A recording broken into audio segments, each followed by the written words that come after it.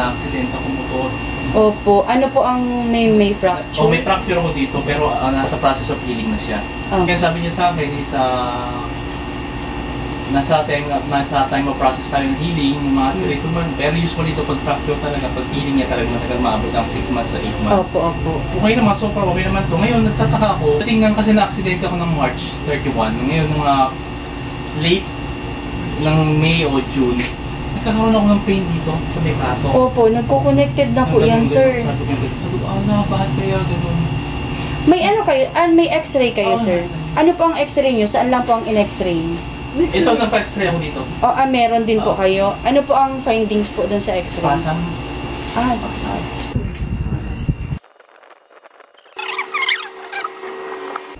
Sir, explain ko lang sir doon sa leg nyo ha.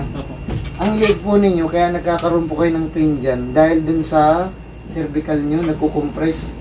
Kaya sinasabi ng muscle spasm dahil nasisingit, naiipit yung mga nerve dun sa yung muscle sa leg nyo. Kaya yung sinasabi po sa inyo muscle spasm. Pero ang nagiging cause talaga, yung cervical nyo, nagkukompress, tapos nag-i-straight line, naiipit ngayon, sasakit yung pinakang part na to. Yan, tatlo yan. Kasama na yung dalawa na yan. Tapos ito, medyo umangat na din siya. Yan. Wala. Umangat. Tapos itong liig mo. Sige daw sir, lingon kayo dito. Yung kaya lang ha. Yan. Oo, ganyan. May pain na agad siya. May pain na po dito, nabuba na. Tapos kabila sir. Dito medyo maluwag. Dito talaga siya. Sir, didiinan ko lang kung masasaktan kayo. Yan pag ganyan, pag dininan ko lang gaano masakit. Medyo masakit din. Medyo masakit po. Saan? Diyan sa liig? Sa liig chat ito sa may Sa balikat po ano? Hila daw diyan. Hila yung maigi. Hila. Iba. Todo mo. Hila.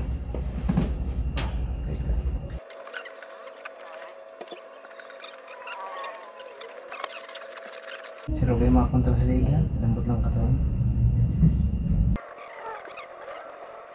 Isa pa. Relax lang.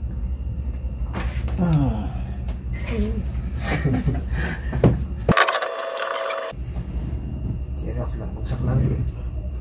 Hila. Lambot lang sir. Isa pa. Relax lang. Lambot lang ulit. Lambot. Dami. Grabe ang ragaw mo. Siyo nagugulat ako. Lambot lang. Lambot lang sila. Bagsak ang katawan. Relax lang. Okay.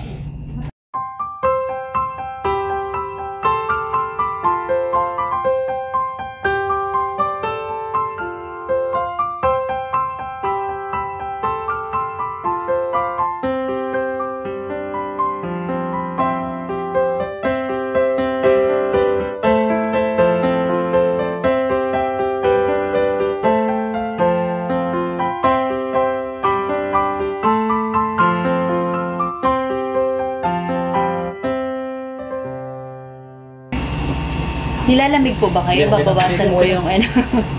Opo. Sabi ni sir, okay lang daw mag-aircon. Opo, pero wag lang po yung kalakasan. Electric lang. Kumusta man po, sir? Okay naman, sarap. Pwede pong naman po muna kayo. After ng balik daw kami. Opo, mas maganda nga po sana kung first week ng September po. Sige, kaya yun na naman po. Opo.